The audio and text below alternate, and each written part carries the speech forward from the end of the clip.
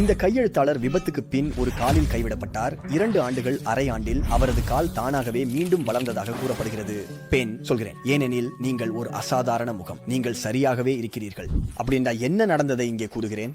முடிஞ்சுட்டோம். 1937 ஜூலை ஸ்பெயினில் Miguel Juan Belize என்ற இளம் 20 வயது விவசாயி ஒரு பண்ணையை நோக்கி ஓட்டிச் செல்கிறார். அவர் கோதுமை ஏற்றிய ஒரு வகையான வண்டி கழுதைகளால் இழுக்கப்படுகிறது. மிகேல் ஜுவான் பெலிஸ் நாங்கள் மிகேல் என்று அழைக்கிறோமா, ஏனெனில் இது நீண்டது மற்றும் சிலர் கவனத்தை இழக்கிறார்கள். நமது வீரமான மிகேல் மாட்டுக்கோழி முதுகில் இருக்கிறார். அவர் திடீரென விழுகிறான். கோடை வெயிலின் அடியில் மற்றும் வேலைக்கான சோர்வுடன் அவர் ஒரு வகை சிறிய அசௌகரியத்தை அனுபவித்ததாக கூறலாம். தரையில் இருக்கும்போது கனமான சக்கரங்களில் ஒன்று கயிறு அவரது வலது காலில் செல்கிறது மற்றும் அவரது இடுப்பு மண்டலத்தில் உள்ள தசையை உடைக்கிறது. நமது வீரமான பல மருத்துவமனைகள் மற்றும் இறுதியில் அவரது காலில் கைவிடப்படும். அக்டோபர் 1937. 2 ஆண்டுகள் அப்புறம் மார்ச் 29 இரவு மிகேல் பெற்றோர்களுடன் காலண்டா யாருக்கு தெரியாதவர்கள் இங்கே. இன்று இது நாத்தாயன் மக்கள் கொண்ட ஒரு அழகான சிறிய நகரமாக உள்ளது. இரவு 10 மணிக்கு மிகேல் படுக்க போய் 10:30 மற்றும் 11க்கு இடையில் அவரது தாய் அறைக்குள் வருகிறார். அவள் விசித்திரமான வாசனை உணர்கிறாள். அவள் மகன் அருகில் சென்று அதிர்ச்சி அடைகிறாள். மகனுக்கு போர்வையாக பணிபுரியும் கோட் ஒன்றல்ல 2 அடி நீள்வதை பார்க்க அவள் கணவரை தேடுகிறாள். பிறகு மகனை எழுப்புகிறார்கள். இதோ அதிசயம் நடந்துவிட்டது. அந்த கால் கைவிடப்பட்டிருந்தது, மீண்டும் தோன்றியது. இதோ நிகழ்வுகள் இவை. சுருக்கம். இப்படி பேசும் கதையின் உடனே சொல்லலாம், நீங்கள் என்னவென்று நினைத்தால் அது சாதாரணம். ஆனால் இது என்ன? இந்த கதை ஒரு பைத்தியக்காரனின் கதை. எதிர்வினையை பெற்றிருந்தால் சாதாரண எதிர்வினை. நீங்கள் இதுவரை அதிசயங்களை பற்றி கேட்டிருப்பீர்கள் என்று நான் உறுதியாக கூறுகிறேன்.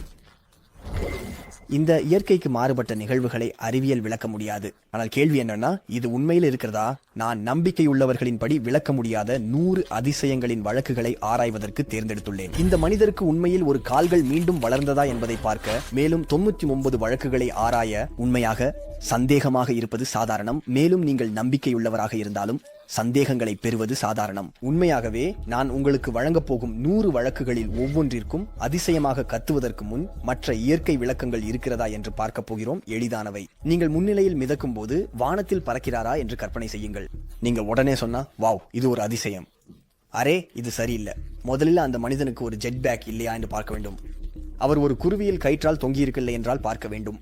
அதனால் அனைத்து இயற்கை உத்திகளைப் போலவே ஆராய வேண்டும். இப்போ நாங்கள் அனைத்தையும் முடித்துவிட்டால் மற்றும் இன்னும் எந்த விளக்கமும் கிடைக்கல என்றால் என்ன? அப்போது மட்டுமே இயற்கை சட்டங்களை மீறும் ஒரு அற்புத நிகழ்வு இருக்கிறது என்று முடிக்கலாம். எங்கள் வீரமான மிகேலுக்கு உடனே சொல்லுவதற்கு பதிலாக இதற்கு பிறகு எளிதான விளக்கம் இருக்கிறதா? அதிசயமாக கத்துவது. முதலில் இந்த கதைக்கு நாம் குற்றம் சாட்ட விரும்பும் முதல் விஷயம், இது மிகவும் பழமையானது. நான் 2024 இந்த வீடியோவை உருவாக்கும் போது அந்த அதிசயம் நடந்தது 384 ஆண்டுகள் ஆகிறது. இதை நாம் உண்மையில் இடைக்காலத்தின் புனைவுகளுக்கு கீழே வைக்க விரும்புகிறோம். 1940 என் கருத்து நீங்கள் புரிந்து கொள்கிறீர்கள். ஆனால் இதை நாம் செய்ய முடியாது. ஆம், இது பழமையானது, இது தவறாக இருக்க வேண்டும் சொல்ல முடியாது. ஏனெனில் பழைய விஷயங்கள் மிகவும் பழையவை, அவை உறுதிப்படுத்தப்பட்டவை. நாங்கள் உறுதியாக கூறக்கூடியவை பல உள்ளன. ஜூல் சீசர் இருந்தது நமக்கு நன்கு தெரியும். மேலும் அவரது வாழ்க்கையை பற்றிய பல மிகவும் துல்லியமாகவும் மற்றும் விவரமாகவும். அவர் மார்ச் 15 இறந்ததை குறைந்தது 44 காலை 11 மணிக்கு 23 செனட்டர்களால் கொல்லப்பட்டார். இது துல்லியமாக உள்ளது. நாங்கள் இவ்வளவு துல்லியமாக இருக்க முடிந்தால் அது 2000 ஆண்டுகளுக்கு மேலானது. இது வரலாற்று கடுமையானது என்பதற்காகவே வரலாற்றாளர்களின் வேலைகளின் மூலம் நாம் கடந்த நிகழ்வை உறுதியாக கற்றுக்கொள்ளல். நாம் வெறும் காலண்டாவின் மிகை, ஏனெனில் இது மிகவும் பழமையானது. எனவே இது ஒருபோதும் உறுதிப்படுத்தப்படவில்லை. இது உண்மையாக இருக்கவில்லை. என்ன முக்கியம், இந்த நிகழ்வு உறுதிப்படுத்தப்பட்டதா இல்ல? சான்றுகள் இருந்தால் போதும். ஒரு பக்கம் மிகேல் ஜுவான் பெலிஸ் உண்மையில் இருந்தார். இது உருவாக்கப்பட்ட கதை அல்ல. மேலும் அவர் ஒரு காலில் கைவிடப்பட்டார். மறுபுறம் ஆதாரம் இருந்தால் போதும். இந்த கைவிடுதலுக்கு பிறகு எங்கள் வீரன் மிகேல் 2 கால்களையும் மீண்டும் பெற்றுள்ளார். இதனை நினைவில் வையுங்கள். ஒரு அதிசயம் நடந்தால் தேவைப்படும் 2 விஷயங்கள் இதுவே. தானாகவே சான்றுகள் வரலாற்று முறையுடன் பெறுவது சாத்தியமாகும். சரி. அப்படியெனில் காலண்டாவின் தகவல்களை நமக்கு உள்ளதா? கதை நன்கு ஆவணப்படுத்தப்பட்டுள்ளது என்பதற்கான பல கூறுகள் உள்ளன. அவர் இருந்தது நமக்கு தெரியும், ஏனெனில் மனிதனின் அடையாளம். 1940 ஏப்ரல் தனது காலில் கைவிட்டார், அது வளர்ந்தது. ஆம், இந்த கதை உண்மையாக இருந்தால் நாங்கள் எதிர்பார்க்கக்கூடிய மிகச் சிறிய விஷயம். இந்த வீரன் மிகேல் அவர் அனுபவித்த அதிசயத்தை எங்கு சென்றாலும் அறிவித்தது உண்மையாகவே ஆகிறது. அவர் அல்லாவிட்டால் அவர் முன்பு ஒரு காலில் கைவிடப்பட்டவராக கண்டவர்கள் தனது 2 கால்களுடன் அவர்கள் இந்த அதிசயத்தை பரப்ப விரும்பினார்கள். இது ஒவ்வொரு காலையும் நிகழ்வதில்லை. இப்படியான ஒரு விஷயம். இந்த அதிசயத்தை பார்த்ததாக கூறிய பலரின் அடையாளம் நமக்கு உள்ளது. ஏப்ரல் 1940 முதல் அதிசயம் என்று அழைக்கப்படும் நாட்களுக்கு பிறகு இது வேலை செய்யல. ஒரு அதிசயம் நடந்தது சொல்ல முடியாது. தானாகவே, அதாவது 1940ஆம் ஆண்டிலிருந்து ஒரு அதிசயம் நடந்ததாக கூறியுள்ளனர். தொடங்குவதற்கான முதல் விஷயம், இது முழுமையாக உருவாக்கப்பட்ட கதை அல்ல. பல தசாப்தங்கள் அல்லது நூற்றாண்டுகள் கழித்து 1940ஆம் ஆண்டு ஏப்ரல் 2ஆம் தேதி 29 மார்ச் பின் வெறும் 4 நாட்கள் நமக்கு அனைத்து நிகழ்வுகளையும் விவரிக்கும் ஒரு சட்டப்பத்திரம் உள்ளது. இதனை எழுதியவர் மாரி மிகேல் ஆண்ட்ரேவ் என்ற ஒரு சட்டத்தரணியர். இது காலண்டாவுக்கு சுமார் 50 கிலோமீட்டர் தொலைவில் உள்ள மசலியோனின் அரசாங்க சட்டத்தரணியர். இந்த 2 ஏப்ரல் தேதி உள்ள சட்டப்பத்திரத்தில் ஜுவான் பெலிசே, மிகேல் பெலிசே ஆகியோரின் சட்டபூர்வமான மகன் என்பதை கற்றுக்கொள்கிறோம். மிகேல் அப்பா, மிகேல் மகன், மிகேல் சட்டத்தரணியர். மிகேல் அந்த காலத்துல ஸ்பெயினில் அது உண்மையில பிரபலமான பெயர். சட்ட ஆவணம் மிகேல் பெலிசே, அவரது பெற்றோர்கள் மற்றும் பிற பல சாட்சிகள் ஆகியோரின் சாட்சியங்களை பதிவு செய்கிறது. சாட்சியர்களும் ஒரே கருத்து உள்ளனர். 23 மார்ச் முன்னர் மிகேல் ஒரே காலுடன் மற்றொரு காலில் கைவிடத்துடன் பல முறை காணப்பட்டதாக கூறப்படுகிறது. பின்னர் மீண்டும் 2 கால்களுடன் மிகேல் 2 ஏப்ரல் உள்ள சட்டப்பத்திரத்தின் போது 2 கால்களும் இருந்தது என்பது தெளிவாகவே தெரிகிறது. ஏனெனில் அது முற்றிலும் செல்லுபடியாகும் என்பதை நோட்டரியே காண முடிந்தது. மீண்டும் அதை பற்றி பேசுவோம். ஏனெனில் சட்டத்தரணியர் ஒரு சதி ஒன்றில் பங்கேற்றவராக இருக்கலாம். எது நூற்றாண்டுகளை கடக்குமா? உண்மையான கேள்வி என்னவென்றால், மிகேல் அந்த தேதிக்கு முன்பு ஒரே காலுடன் இருந்ததை எது நிரூபிக்கும்? அதனால் இது சாட்சியங்கள் ஆகும். நீங்கள் சிரமமாக நினைக்கிறீர்கள், உண்மையில இதெல்லாம் சாட்சியங்களின் அடிப்படையில் உள்ளது. இந்த அதிசயத்தை சாட்சி இருந்தால் எதற்கும் பயன்படாது. ஆலியன்களை, பிட்டி அல்லது லோக்னெஸ் மானியத்தை பார்த்ததாக கூறும் பலர் உள்ளனர். சாட்சியங்கள் பயன்படாது கூறுவது தவறு. எங்கள் அறிவின் பெரும்பாலானது சாட்சியங்களின் அடிப்படையில் உள்ளது. நீங்கள் உங்கள் பிறந்த தேதியை தெரியும், உங்கள் பெற்றோர்கள் கூறியுள்ளனர். நீங்கள் EHMC2 கற்றீர்கள், விஞ்ஞானிகள் சொன்னார்கள். நீங்கள் ஜூல்ஸ் சீசர் கொல்லப்பட்டதாக அறிவீர்கள், ஏனெனில் வரலாறு உங்களுக்கு அதை சொன்னார். அவர்கள் இதை பற்றிய சாட்சியங்களின் மூலம் அறிவார்கள்.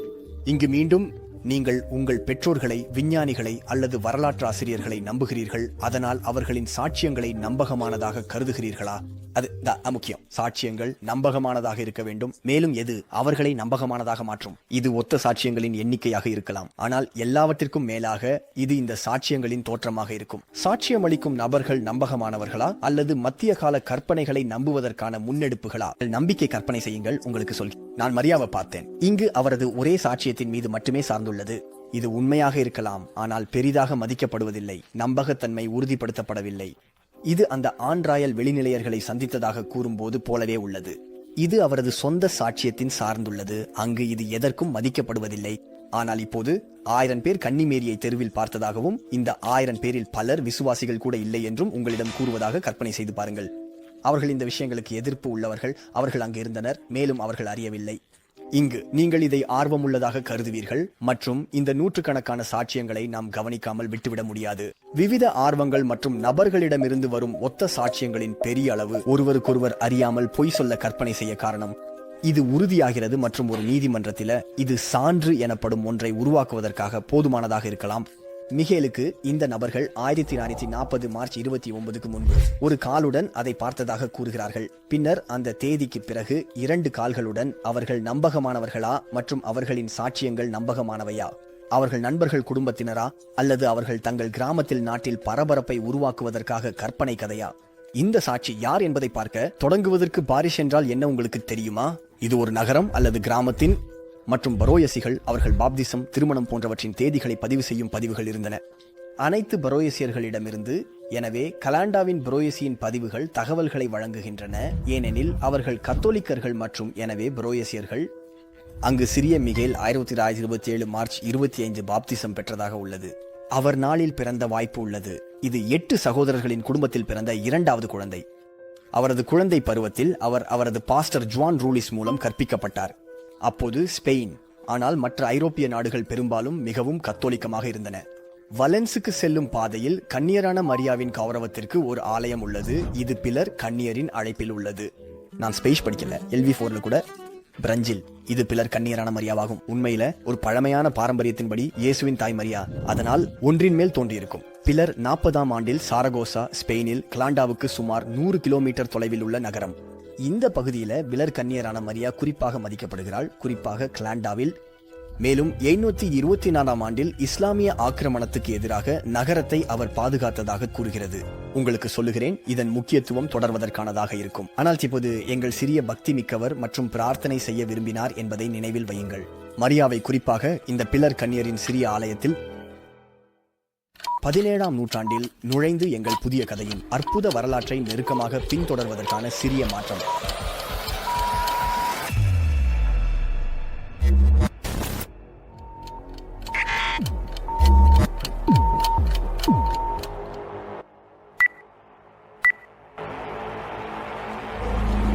அடடா, நாங்கள் தூரம் திரும்பிச் சென்றோம்.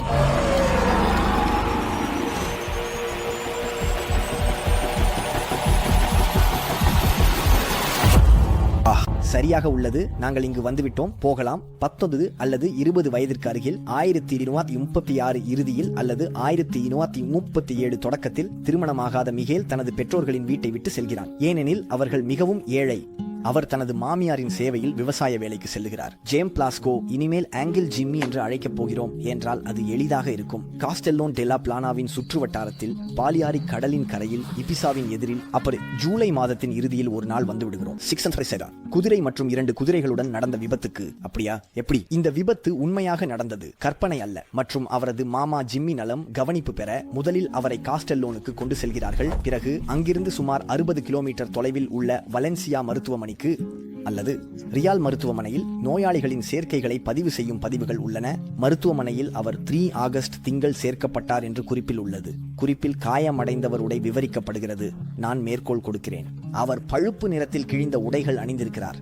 அது அதை எழுதிய ஊழியரான பெட்ரோ டொரோசெலாஸ் என்பவரின் கையொப்பத்தை கொண்டுள்ளது.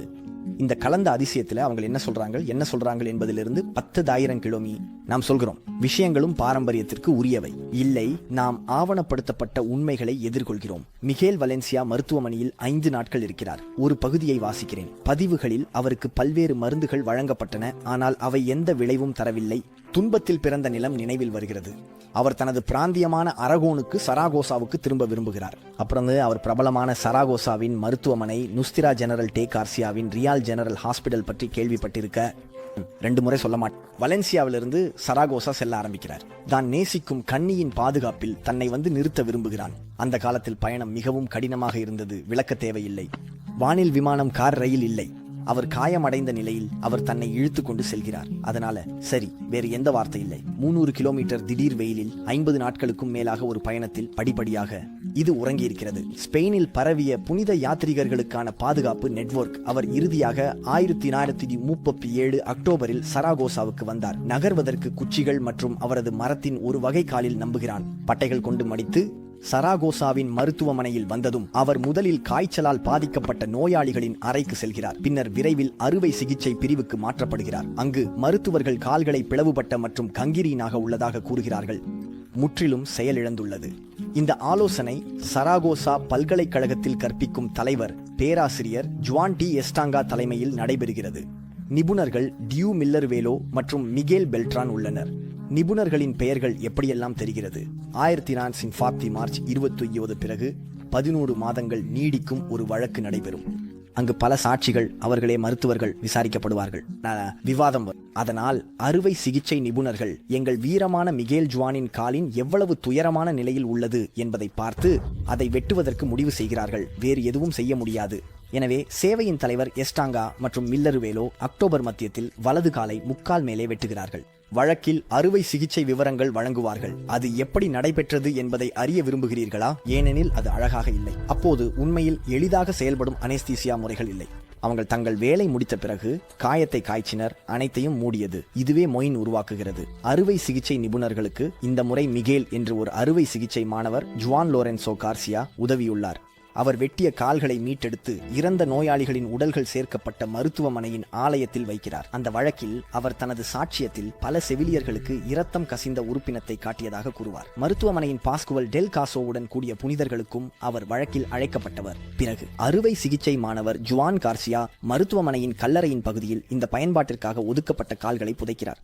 முன்னேறுவோம். சில மாதங்கள் கழித்து மிகேல் 1938 கோடையில் வெளியேற அனுமதிக்கப்படுகிறார். அவருக்கு மரக்காலும் கால் ஆதரவும் வழங்குகிறது. மார்ச் 29க்கு 2 ஆண்டுகள் முன்பு இருக்கிறோம். 1040 அதிசயத்தின் தேதி. இந்த 2 ஆண்டுகள் ஒரு காலுடன் 1940 மார்ச் 29க்கு இடையே மிகேலுக்கு மிகவும் கடினமானவையாக இருக்கின்றன. உயிர் வாழ்வதற்காக அவர் பிச்சை கேட்க வேண்டிய நிலை. அந்த காலத்தில் பிச்சைக்காரர்கள், கால் கீறியவர்கள் தேவாலயத்தின் பிச்சை கேட்க அனுமதியுடன் இருந்தனர். பிச்சைக்காரர்கள் அழைக்கப்படுகிறார்கள். எனவே இந்த நிலையை எளிதாக பெறுகிறார் மற்றும் சரகோஸில் உள்ள நமது தேவதையின் ஆலயத்தின் அடிக்கடி பிச்சை கேட்கிறார். சரகோஸில் 25,000 மக்கள் மட்டுமே உள்ளனர். அதனால் விரைவில் அறிந்தவர்கள் பலர் உள்ளனர். ஏனென்றால் பாவனை மற்றும் இளம் வயதிற்கு ஏற்ப காணாமல் போன கால் ஆதாரங்களில் தெரியும்படி அனைவரையும் நெகிழ வைக்கிறது. 20களில் இளம் காலில் வெட்டப்பட்ட தேவாலயத்தின் கதவுக்கு முன் பிச்சை கேட்கிறாரா? கவனிக்கப்படாமல் போகாது. ஒவ்வொரு காலையும் பிச்சை மிகேல் திருப்பலியில் கலந்து தேவாலயத்தில் 40 சென்டிமீட்டர் உயரமான பிலர் தேவியின் சிறிய சிலைக்கு பிரார்த்தனை செய்கிறார். பிறகு அவர் சேவகர்களிடம் கேட்கிறார், அந்த ஆலயத்தில் எரியும் 80 எண்ணெய் விளக்குகள், அவரது ஸ்டம்பை பூசுவதற்கு சிறிது எண்ணெய்.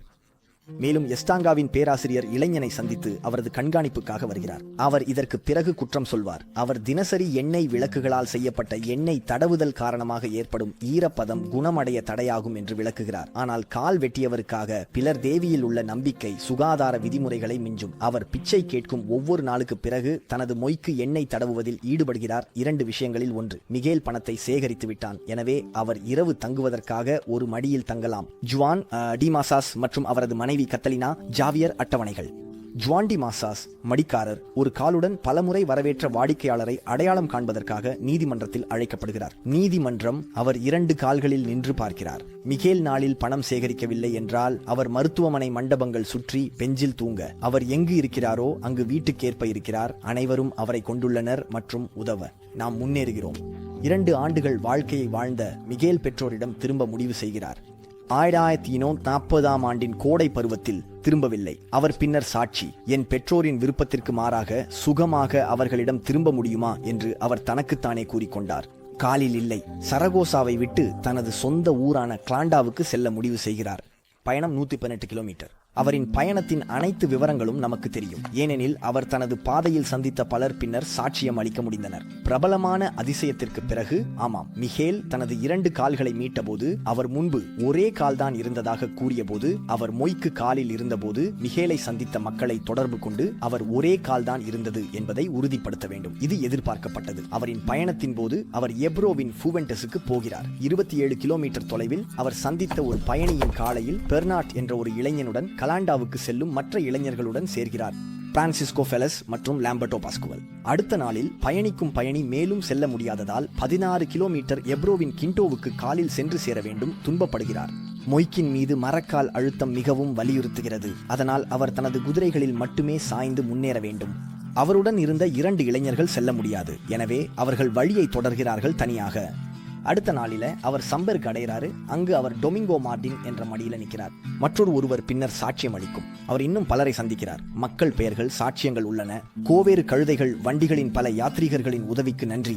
அவரின் விபத்தை நினைவில் வைத்தால் இந்த பயணம் கொஞ்சம் நகைச்சுவையானது. அவர் மார்ச் 4 மற்றும் 11 இடையே கிளாண்டாவை அடைகிறார். சுமார் ஒரு வார பயணத்திற்கு பிறகு மிகேல் வீட்டை விட்ட 3 ஆண்டுகள் ஆகிவிட்டது. இப்போது அவர் 23வது பிறந்த நாளுக்கு போகிறார். அவரின் பெற்றோர்கள் அவரை நன்றாக வரவேற்கிறார்கள். அவர் உண்மையில் பாறை அடித்திருப்பார், ஏனெனில் மிகேல் தனது பெற்றோர்களுக்கு ஒரு சுமையாக இருக்க விரும்பவில்லை. அவர் பிச்சை எடுக்கிறார். மண்டியர் என்பது அவமரியாதை அல்ல, ஆனால் அவசியம் ஏற்பட்டால் கடமையாக இருந்தது என்பதை புரிந்து கொள்ள வேண்டும். கலாண்டாவின் சுற்றுவட்டார கிராமங்களில் இளைஞன் காயமடைந்ததை பார்த்தவர்கள் பலர் இருப்பார்கள். ஒரு சிறிய கழுதை மீது துண்டிக்கப்பட்ட காலை வைக்கப்பட்டுள்ளது. ஜராகோசாவை போல 2 அல்லது 3 வாரங்கள் கடக்கின்றன. மார்ச் 29 அன்று பிரபல 29 மற்றும் ஈஸ்டருக்கு 9 நாட்களுக்கு முன்பு நாங்கள் வந்துள்ளோம். அன்று மிகேல் தனது பெற்றோர்களுடன் உறங்குகிறார். ஆனால் அவர்கள் வீட்டில் மட்டும் இல்லை, அவரது பெற்றோர்கள் ராணுவ வீரனை இரவுக்கு வரவேற்றுள்ளனர். உண்மையில நம்ம 30 ஆண்டுகளின் போர் நடந்து கொண்டிருக்கும் காலத்தில் இருக்கிறோம், குறிப்பாக பிரான்ஸ் மற்றும் ஸ்பெயின் இடையே. அப்போது 2 படையினர் அங்கு வந்தனர் மற்றும் இரவுக்கு கலாண்டாவில் நிற்க முடிவு செய்தனர். சேனையர்கள் 27 வயதான லச்சாரியோ கோமஸ் என்ற நொதாரியால் உள்ளூர்வாசிகளுக்கு சமமாக பகிர்ந்தளிக்கப்பட்டனர். பெற்றோர்கள் மற்றும் ராணுவ வீரருக்கு அக்கம்பக்கத்தினர், பெற்றோர்களின் நண்பர்கள் உள்ளனர். உர்சுலா மின்ஸ் மற்றும் அவரது கணவர் மண்டியர் பார்ரகினா, அவர்களின் பெயர் மிகேல்.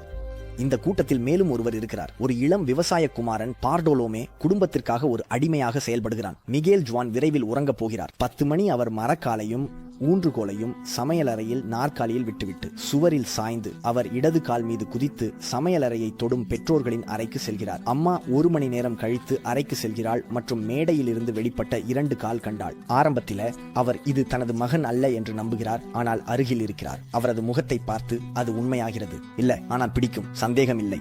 கணவரின் உதவியுடன் அவள் தனது மகனை எழுப்புகிறாள். எளிதான விஷயம் அல்ல. அவர் மிகவும் ஆழ்ந்து உறங்கினார் என்று அவர்கள் சாட்சி அளிக்கிறார்கள். ஒரு வகை அரை கமாத்தில் உள்ள மாநிலம் திகைத்து அவனுக்கு 2 கால்கள் இருப்பதை பார்த்து அவன் ஆழ்ந்து முதல் எதிர்வினை தன்னை பாதித்த தீமைகளுக்கு தனது அப்பாவிடம் மன்னிப்பு கேட்க வேண்டும். பிறகு இது எப்படி நடந்தது என்று கேட்க, ஆனால் அவர் எதுவும் தெரியாது என்று பதிலளிக்கிறார். அவர் எழுப்பப்பட்ட போது அவர் கூறுகிறார், நான் அவரது சாட்சியத்தை படிக்கிறேன். அவர் நொதர்டேம் என்ற பிள்ளையின் புனித காப்பகத்தில் இருக்கிறான் என்று கனவு காண்கிறான். மேலும் அவர் அந்த கருவறையில் ஒரு விளக்கின் எண்ணெயால் தனது துண்டிக்கப்பட்ட காலில் அபிஷேகம் செய்தார். சில வினாடிகள் சிந்தித்த பிறகு அவர் புரிந்து கொள்கிறார், இதற்கு எந்த சந்தேகமும் இல்லை. 1200 ஆண்டுகளுக்கு முன் சரகோசாவில் தோன்றிய தூய தேவியின் மீது கடமைப்பட்டுள்ளார். குழந்தை பருவத்திலிருந்து நம்பிக்கை வைத்திருந்தவருக்கு 2 ஆண்டுகள் தினமும் அந்த புனிதத்திலிருந்து எண்ணெய் வெட்டிய இடத்தில் தடவுவதற்காக இந்த கதை முதலில் பார்த்தபோது நினைத்ததை விட உறுதியாகவும் ஆவணமிடப்பட்டதாகவும் உள்ளது என்பதை நாம் ஏற்கனவே காண்கிறோம். மேலும் இது மத்திய காலத்தின் மயக்கத்திற்கான ஒரு புராணம். இப்போது நான் உங்களுக்கு சொல்லியதைப் போல அதிசயத்தை பற்றி கத்துவதற்கு முன் அனைத்து சாத்தியமான கருத்துக்களை பரிசீலிக்க வேண்டும். மிகேலுக்கு ஒரு இரட்டையர் இருந்ததா? உதாரணமாக, வரலாற்றில் மோசடியை செய்ய உதவியவர், அல்லது மிகேல் ஒருபோதும் வெட்டப்படவில்லை மற்றும் அனைத்து சாட்சியர்கள் கூட்டாளிகளாக இருந்தனர் மற்றும் அவர்கள் தங்கள் கதை உருவாக்கினர். இதை நாம் இப்போது பார்க்க போகிறோம். மற்றும் அனைத்து இயற்கை கருத்துக்களும் நீக்கப்பட்ட பிறகு மட்டுமே ஒரு அற்புதமான நிகழ்வு நடந்தது என்று முடிக்க முடியும். அந்த வாய்ப்புக்கு திறந்த மனதுடன் இருக்க வேண்டும். ஏனெனில் இறைவன் இருப்பின் ஒரு கால் மீண்டும் வளர்வது முற்றிலும் சாத்தியமற்றது அல்ல. ஏனெனில் இறைவன் இருப்பின் அதிசயங்கள் செய்யலாம். அவர் உருவாக்கிய இயற்கை சட்டங்களை மீறுவது, கடவுள் இருப்பது சாத்தியமற்றது, ஒரு கருதுகோளுக்கு நெருக்கமானவர் என்று சொல்வது பகுத்தறிவற்றதாக இருக்கும். ஒரு விசாரணையில் உண்மையை தேட விரும்பினால் எந்த சாத்தியத்திற்கும் திறந்த மனதுடன் இருக்க வேண்டும். ரொம்ப தெளிவானது என்னால் அதை ஏற்க வேண்டும். அப்பொழுது கலந்தா கூறியதை திரும்புவோம் மற்றும் இது ஒரு அதிசயமா இல்லையா என்பதை தீர்மானிக்க காலத்தில் மேலும் செல்வோம். 1940க்கு பிறகு என்ன நடந்தது என்று பார்ப்போம். இதனால இந்த விவகாரத்தின் உண்மையை கண்டுபிடிக்க நமக்கு மற்ற முக்கியமான கூறுகளை வழங்கும். சில நிமிடங்களுக்கு பிறகு மிகுவல் தனது காலை நகர்த்தத் தொடங்குகிறார். அவர் ஒரு கனவில் இருக்கிறார் என உணர்கிறார். அவரது பெற்றோர்கள் நம்ப முடியாமல் இருக்கிறார்கள். ஆச்சரியமாக உள்ளது. வெளிச்சத்தில் அவனது பெற்றோரும் அவனது காலில் அடையாளங்களை கண்டுபிடித்தனர். இவை உண்மையில் துண்டிக்கப்பட்ட காலில் இருந்த அடையாளங்கள். மிக முக்கியமானது, மிகவும் புலப்படும் வடு காஸ்டலோன் டீலா பிளானாவில் நடந்த விபத்தின் போது வண்டியின் சக்கரம் அவரது கால் முறிவை ஏற்படுத்திய வடு. மிகேலுக்கு இன்னும் ஒரு சிறிய காயம் உள்ளது. அது அவர் இன்னும் சிறுவனாக இருந்தபோது ஏற்பட்ட பெரிய கிஸ்டால் உருவானது. பின்னர் ஒரு முள் செடியால் 2 ஆழமான கீறல்கள். இறுதியாக காலில் நாயின் கடிப்பு அடையாளங்கள்.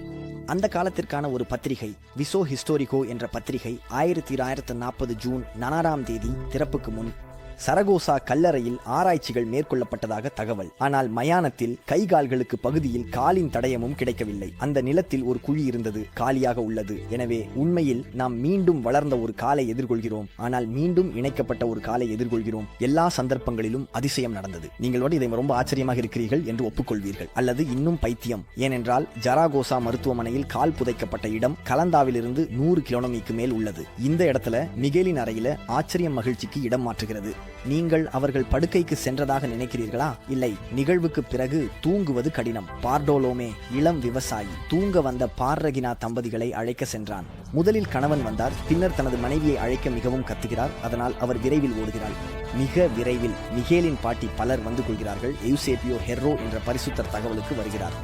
ஜராகோசாவில் பிச்சை எடுத்துக் கொண்டிருந்த போது ஒரே ஒரு காலுடன் மிகுவலை பார்க்கும் வாய்ப்பு கிடைத்தது. காலை வெளிச்சம் தோன்றும் போது நகரில் பலர் அறிந்துள்ளனர். நீங்கள் அந்த விஷயத்தை கற்பனை செய்கிறீர்களா? அனைவரும் அதை பேசுகிறார்கள். ஏனென்றால் ஒரே ஒரு காலுடன் மிகுவலை பார்க்க அனைவருக்கும் நேரம் கிடைத்தது. கலாண்டாவின் அருகில் அவர் பிச்சை வாங்கிய 3 வாரங்களில் பின்னர் ஓய்வு நேரத்தில் அதை கவனிக்க நேரம். இப்போது 2 கால்கள்.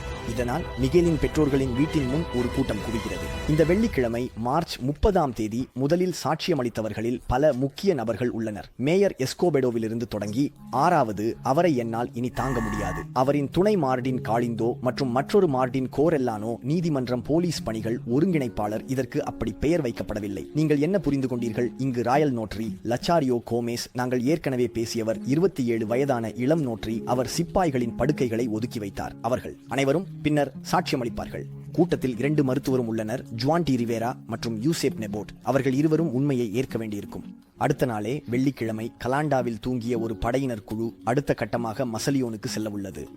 அவர்கள் நேற்று இங்கிருந்து 50 கிமி தொலை நடந்தது அதிசயம் முழுவதும் கிராமத்திற்கும் தெரிவிக்கிறார்கள். பாதிரியார் மக்காரியோ செக்யூருக்கு அறிந்து ஆச்சரியமாக இருக்கிறது.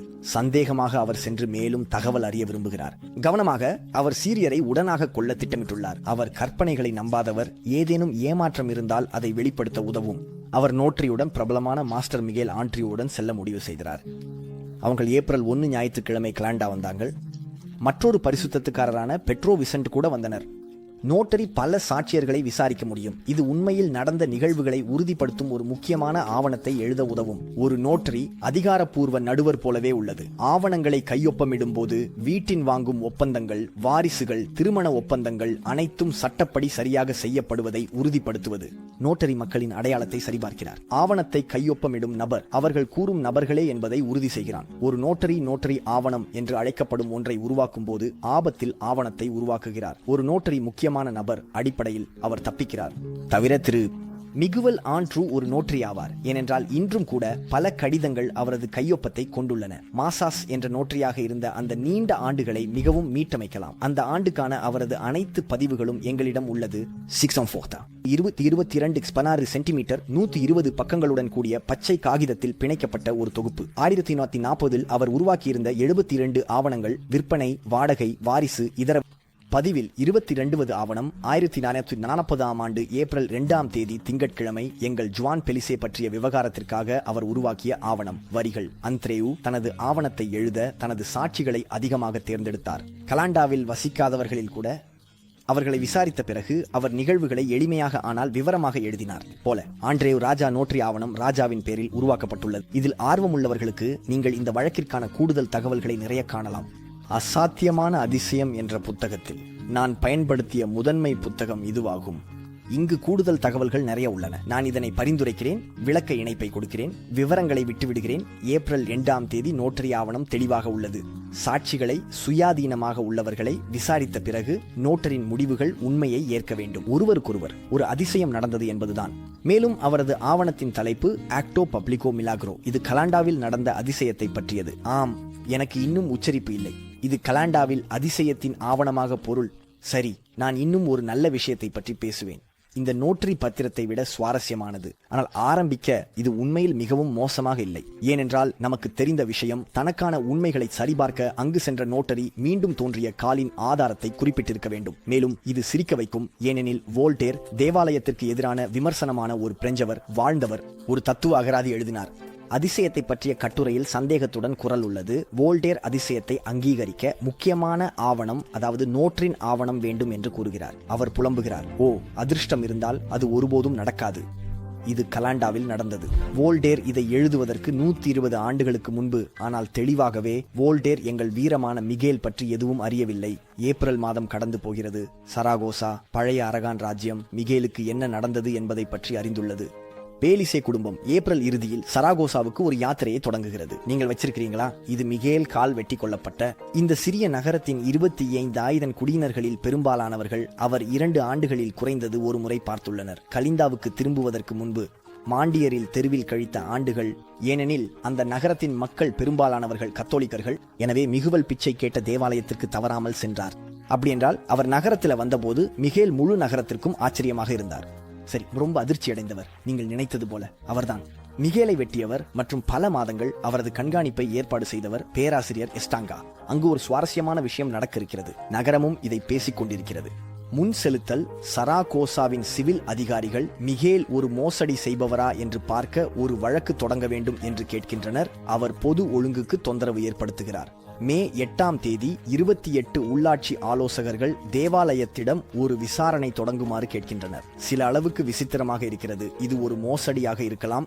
அந்த காலத்துல இது பிரபலமானவரின் பங்குதான். சில நேரங்களில் மிகுந்த கடுமையுடன் சற்று சந்தேகமான அனைத்து வழக்குகளையும் ஆராய்வதற்கான விசாரணை. நாம் எல்லோரும் ஒரு காலத்தை பற்றிய அறிவு கொண்டவர்கள் இல்லையா? இந்த காலத்தில் ஸ்பெயினின் கதை சக்தி வாய்ந்தது என்பதை அறிவார்கள். இந்த விசாரணை ஞானம் பெற்றவர்களையும் தீர்க்கதரிசிகளையும் தொடர்ந்தது. விசாரணை பற்றி மேலும் அறிய விரும்பும் அனைவருக்கும் உங்களுக்காக தேவாலய வரலாற்றில் கள்ளக்காரர்கள் பற்றிய என் கடைசி வீடியோவை பார்க்கவும் 9 தத்துவ ஞானிகள் உதவியுள்ளனர். அதனால் கடுமையானவர் என புகழ்பெற்ற ஆர்ச் பிஷப் மான்சினியர் பெட்ரோ அப்போலசார் ராமிரெஸ் நீதிபதி மற்றும் நீதிமன்றத்தின் தலைவர். ஆனால் இறுதியாக பொறுப்பு அவருக்கே வரும் அறிவார். அவர் தப்பான நோய் கணிப்பு பண்ணா அவர் விசாரணையின் முன்னிலையில் மற்றும் சாத்தியமாக பாப்பா முன்னிலையில் பதிலளிக்க வேண்டியிருக்கும். ஆனால் சிவில் அதிகாரிகள் வழக்கில் பிரதிநிதித்துவம் பெற விரும்புகின்றனர். எனவே நடுவர் மன்றத்தின் 3 நபர்களை நியமிக்கவும். 2 பல்கலைக்கழக மாணவர்கள், 2 அறிவாளிகள் மற்றும் ராஜாவுக்கு அருகிலுள்ள ஒருவர். இந்த 3 பேர் அவர்கள் யாரோ என்று தெரியும் மற்றும் அவர்களின் புகழ் ஆபத்தில் உள்ளது. அவர்கள் இது போன்ற ஒரு பெரிய அதிசயத்தை உறுதியாக நிரூபிக்காதவரை அதை ஏற்க மாட்டார்கள். அவர்கள் பைத்தியக்காரர்கள் அல்ல. அருமை பிரபலமான மருத்துவர் பெலிபே டெஸ்பார்டாக்சிஸ் நகரத்தின் கானன் சட்டத்தின் பேராசிரியர் மிகேல் ஃபாஸ்டர் இந்த அதே பல்கலைக்கழகத்தில் சட்டத்தின் பேராசிரியர் 70 எங்கள் வரலாற்றிலிருந்து மிகுவல் எல்லாம் நன்றாக இருக்கிறது. மிகேல் சிப்ரஸ் அவரது மகிமையின் பொதுவான நீதிபதி பிலிப்பே ஐவி அரகான் அரசுக்காக 17வது நூற்றாண்டில் ஸ்பெயினில் மிகேல் என் சேனலில் உள்ள சந்தாதாரர்களை மிஞ்சியது. வழக்கு ஜூன் 5 தொடங்கி 11 மாதங்கள் நீடிக்கும். ஏப்ரல் 27 வரை ரொம்ப வெளிப்படையாக இது பொதுவில் நடைபெறுகிறது. அனைவரும் அதில் பங்கேற்கலாம். நீதிமன்றம் பல்வேறு சாட்சிகளிடம் பல கேள்விகளை கேட்கிறது. ஆனால் எங்களை ஆர்வமாக்கும் மிக முக்கியமான விஷயம் மிகேலின் அடையாளத்தை பற்றிய 29வது கேள்வியாகும். இந்த கேள்வி மிகவும் சுவாரஸ்யமானது. நீதிமன்றம் பின்வருமாறு செல்கிறது. மேலும் இது ஒரு முக்கியமான வழக்கு ஆகும். உண்மையில் ஒரே ஒரு கால் மற்றும் அதன் ஸ்டம்புடன் அவர்கள் முன்பு பார்த்த அதே நபர் எனில் அந்த வழக்கின் போது நீங்கள் சந்தேகிக்கிறீர்களா? மிகேலுக்கு 2 கால்கள் இருப்பது குறித்து எந்த சந்தேகமும் இல்லை. சில மருத்துவர்கள் ஊசி போட்டு அது எப்படி எதிர்வினை செய்கிறது என்பதை பார்க்க மகிழ்ச்சியுடன் இருக்கிறார்கள். அது ஒரு சாதாரண காலாகும். அதனால் எங்களை ஆர்வமாக்கும் ஒரே கேள்வி என்னவென்றால் இன்று தனது 2 கால்களில் நிற்கும் இந்த நபர் முன்பு ஒரு காலை வெட்டி கொண்டு 2 ஆண்டுகளுக்கு மேலாக ஒரு காலுடன் இருந்தாரா? ஆம் என்றால் சரி, நேர்மையாக இருக்க வேண்டும். அதிசயம் கைகூடும். பட் சாட்சிகள் யார்? அவங்களை தேர்வு செய்ய கோர்ட்டுக்கு விருப்பம் இருந்தது. ரொம்ப அதிகமான மக்கள் இருந்தாங்க. ஆயிரக்கணக்கான மக்கள் சராகோசாவில் காலண்டாவை சுற்றியோ வேறு இடங்களில் இருந்தோ மிகுவலை ஒரே ஒரு காலுடன் பார்த்ததாக கூறினார். அதனால் சாட்சிகளின் தேர்வில் இந்த வழக்கில் 24 பேர் தேர்வு செய்யப்பட்டனர். 24 பேர் 2 ஆண்டுகளில் பங்கு வகித்தவர்கள். சாட்சிகள் உள்ளனர். ஒருவருக்கொருவர் நகரங்களில் இருந்து வந்தவர்கள். வித்தியாசமான மிகேலை வெவ்வேறு நேரங்களில் சந்தித்தவர்கள். சம்பவங்களுக்கு முன் அறிந்திருக்கவில்லை. நான் உங்களிடம் பேசிய அனைத்து விதமான கதாபாத்திரங்களும் உள்ளன. நாம் 5 மருத்துவர்களை பெறப்போகிறோம். அதில் அறுவை சிகிச்சை மருத்துவர் மற்றும் மருத்துவ மாணவர் உள்ளனர். 5 குடும்ப உறுப்பினர்கள், 4 உள்ளூர் அதிகாரிகள், 4 பிதாக்கள், 6 விதவிதமான சாட்சிகள். சரகோசாவின் உணவக உரிமையாளர் மிகேல் போதுமான அளவு தானம் செய்தபோது உறங்க வந்தவர் அல்லது சாம்பரில் உள்ள உணவக உரிமையாளர். எனவே இன்று அவர்களிடம் 2 கால்களில் நிற்கும் மிகேலின் குறித்து கேள்வி எழும்போது 24 சாட்சிகளில் 22 பேர் இது ஒரே மனிதனே என்பதை பற்றி எந்த சந்தேகமும் இல்லாமல் உறுதியாக கூறுகிறார்கள். அவர்கள் முன்பு ஒரு கால் மற்றும் அதன் கால் வெட்டிய இடத்துடன் பார்த்தனர். 2 பேர் மட்டுமே பரீட்சைக்கு பதிலளிக்கின்றனர். இதன் பொருள் எனக்கு தோன்றுகிறது அவர்கள் மற்றும் டாக்டர் எஸ்டங்காவின் சக ஊழியர் எனக்கு தோன்றுகிறது அவர்களின் மனசாட்சி பிரதிபலிக்கிறது. அவர் கால் வெட்டுவதற்கு முன்பு இளைஞனை அவர்கள் குறுகிய காலத்திற்கே அறிந்திருந்ததுடன் தொடர்புடையது.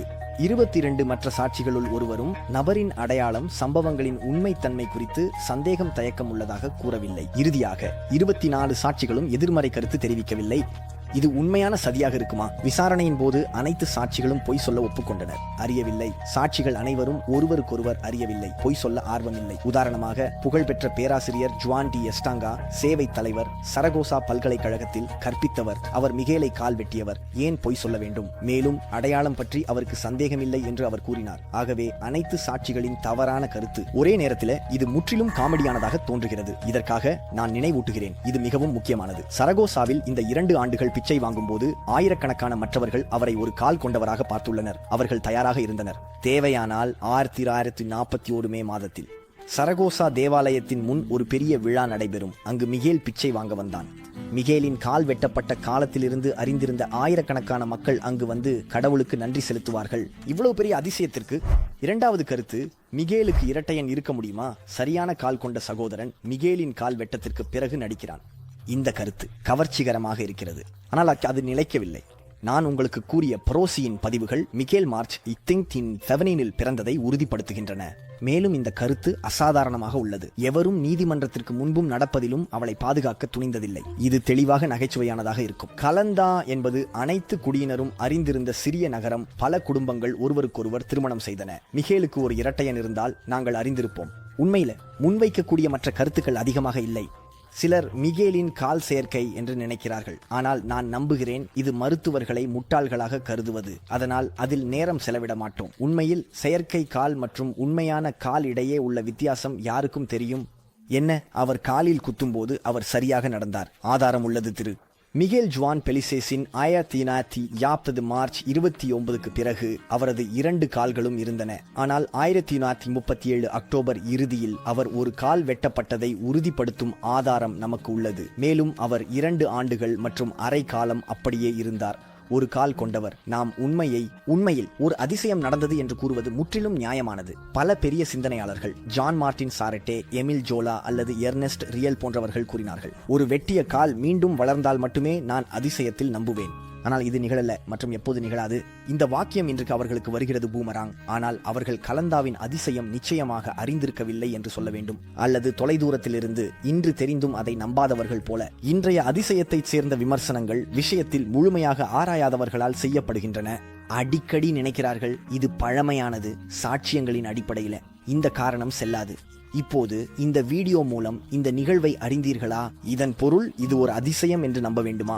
ஒரு அசாதாரண நிகழ்வு. எனவே கடவுளில் நம்ப வேண்டிய கட்டாயமில்லை. நீங்கள் சுதந்திரமாக இருக்கிறீர்கள். தத்துவஞானி கூறினார், நம்ப விரும்புபவர்களுக்கு போதுமான ஒளி உள்ளது, நம்ப விரும்பாதவர்களுக்கு போதுமான இருள் உள்ளது. இதன் பொருள் நீங்கள் கடவுளில் நம்ப விரும்பவில்லை என்றால் நீங்கள் கற்பனை செய்யப்பட்ட கருத்துக்களை உருவாக்கலாம். நாம் இதை செய்யலாம். இது மிகவும் புத்திசாலித்தனமானது அல்ல, ஆனால் நாம் இதை செய்யலாம். உதாரணமாக கிமிஸ்திரர் லூஜி கார்லாசெல்லி கலந்தாவின் தகவலை பெற்ற பிறகு கடவுளில் நம்பாமல் விளக்கங்களை தேட முயன்றார். அவரின் கருத்துப்படி மிகேல் ஒருபோதும் வெட்டப்படவில்லை. காயம் கால் 2 ஆண்டுகள் பிச்சை வாங்கும் போது மேனியில் மறைத்திருக்க வேண்டும். பின்னர் 2 ஆண்டுகள் மற்றும் அரை கழித்து 2 கால்களை வெளிப்படுத்தியதாக கூறப்படுகிறது. ஏன்? இது வெட்டிய மருத்துவர். பிறகு சாட்சி நீதிமன்றத்தில் மற்றும் சரகோசாவில் மக்கள் பெரிய அதிசயத்தில் நம்பினர். ஆனால் இதற்கான உறுதி இல்லை என்பதை குறிக்கிறது. இது முன்னோர்களை முட்டாள் கருதுவது. ஒவ்வொருவரும் சுதந்திரமாக இருக்கிறார்கள். தெளிவாகவே உண்மையாகவே கட்டாயம் விரும்பவில்லை. அவரை நம்ப யாரும் இல்லை. எனவே மோசமான நம்பிக்கையுடன் வாய்ப்பு உள்ளது. செஸ்டர்டன் எழுத்தாளர் மற்றும் குற்றவியல் நாவல்களின் ஆசிரியர். ஒரு நம்பிக்கையாளர் என்பது ஒரு அதிசயத்தை ஏற்றுக்கொள்ளும் நபர். எதிர்மறையான ஆதாரங்கள் அவரை கட்டாயமாக்கினால் ஒரு நம்பிக்கையாளர் விவாதிக்க கூட ஏற்க முடியாத நபர். ஏனெனில் அவர் நம்புகிற கோட்பாடு அதை மறுக்க முடியாததால் அவருக்கு அதை செய்ய அனுமதிக்கவில்லை. ஆனால் நீங்கள் கேள்வியை கேட்கலாம், ஏன் இல்லை? ஆனால் உண்மையில் இங்கு சில உள்ளன. கடவுளின் இருப்பை பற்றிய என் சேனலின் முதல் ஆய்வில் நீங்கள் இதுவரை பார்த்திருக்கவில்லை என்றால் நீங்கள் பார்க்கச் சொல்கிறேன். 2000 இயேசுவின் பேரில் செய்யப்பட்ட ஒரு பிரார்த்தனையின் காரணமாக ஒரு அமெரிக்கனின் குடலின் மீண்டும் வளர்ந்ததை பற்றிய விவரங்களை நீங்கள் கண்டுபிடிக்கலாம். ஆதாரம் என் வீடியோவில் காணலாம். இதை மேலும் ஆராய்ந்தால் எடிஃபியன் டேஃபார் செய்தி மடலுக்கு சந்தா செய்யலாம். மாதந்தோறும் கத்தோலிக்க நம்பிக்கையுடன் தொடர்பான தலைப்புகளில் ஆழமான தரவுகளை அனுப்புகிறது. இவை அனைத்து ஆதாரங்களுடன் கூடிய விசாரணை கோப்புகள். விவரணையில் இணைப்பை வைக்க நான் உங்களுக்கு கூறினேன். நான் 100 விளக்கமளிக்க முடியாத மர்மங்களை பற்றிய ஆய்வை மேற்கொள்ளப் போகிறேன். அவை 100 அதிசயங்கள் ஆவணமிடப்பட்டவை. கலந்தாவின் அதிசயம் மட்டும் முதல் ஒன்றுதான். மற்ற 99 அதிசயங்கள் இன்னும் உள்ளன. 99 அற்புதமான அதிசயங்கள் மற்றும் சில சமீபத்தியவை. எனவே நீங்கள் சந்தா எடுக்கவும், ஏனெனில் அடுத்த சில வாரங்களில் முக்கியமானவை வர இருக்கின்றன. அடுத்த சில மாதங்களில் என்னுடன் இருங்கள். நான் முறையாக அமைக்கப்பட்ட முழுமையான வழிகாட்டி, ஆன்மீக வாழ்க்கையின் இறுதி வழிகாட்டியை உருவாக்கினேன். கடவுளுடன் வாழ்வதற்கானது. ஏனெனில் அதிசயங்கள் அது நல்லது, அது நம்பிக்கையை வலுப்படுத்துகிறது மற்றும் இது போன்றவை. ஆனால் இப்பொழுது முக்கியமானது, இயேசுவுடன் தொடர்பில் இருக்க வேண்டும். அவருடன் ஒரு காதல் உறவை உருவாக்க வேண்டும். ஏனெனில் கடவுள் இருப்பின் மற்றும் அதிசயங்கள் செய்யலாம். அவர் நமது வாழ்க்கையில் அதிசயங்கள் செய்யலாம். அவருடன் காதல் உறவை உருவாக்க இதை தவிர்க்க கூடாது. ஏனெனில் நமது வாழ்க்கையின் நோக்கம் அவருக்காக வாழ்வது. அதனால் நான் கடவுளின் நோக்கில் முன்னேறுவதற்கான ஒரு உண்மையான முறையை உருவாக்க முடிவு செய்தேன். அவருக்காக பயணிக்க. அதனால நான் உருவாக்கிய முக்கிய வீடியோக்களே இதுவாக இருக்கிறது. நான் இதற்காக மாதங்கள் வேலை செய்திருக்கிறேன். மேலும் இதை முழுமையாக இலவசமாக வழங்க முடிவு செய்துள்ளேன். எனவே உங்களிடம் உள்ளது. இது உண்மையிலேயே விலைமதிப்பற்றது. இயேசு நமக்கு கூறினான், நீங்கள் இலவசமாக பெற்றுள்ளீர்கள். எனவே இது உண்மையாகவே ஒரே ஒன்றாக இருந்தது. வீடியோக்களை நிதியுதவி செய்யும், சேனலை நிதியுதவி செய்யும் வழி. இது பல மாதங்கள் கட்டணமாக இருந்தது. இப்போது இந்த அழைப்பை உணர்ந்தேன், இதை இலவசமாக வழங்க வேண்டும் என்ற அழைப்பை. உங்கள் தயவுக்கு சிறு அளவு ஆதரவு அளிக்கலாம். நீங்கள் விரும்பினால் இந்த சேனலில் உள்ள திட்டங்கள், இந்த அதிசயங்கள் பற்றிய தொடர், அடுத்த திட்டங்கள் பற்றிய விவரங்களை உங்களிடம் மீண்டும் பேசுகிறேன். மற்றொரு பக்கம், நீங்கள் ஆர்வமாக இருந்தால் விளக்கத்தில் கருத்தில் உள்ள பட்டனை கிளிக் செய்யலாம். உண்மையில் தவிர்க்காதீர்கள். இது உண்மையில் நான் செய்த மிக அற்புதமான வீடியோக்களாகும். அவை உங்கள் வாழ்க்கையை மாற்ற பார்ப்பதற்காக செல்ல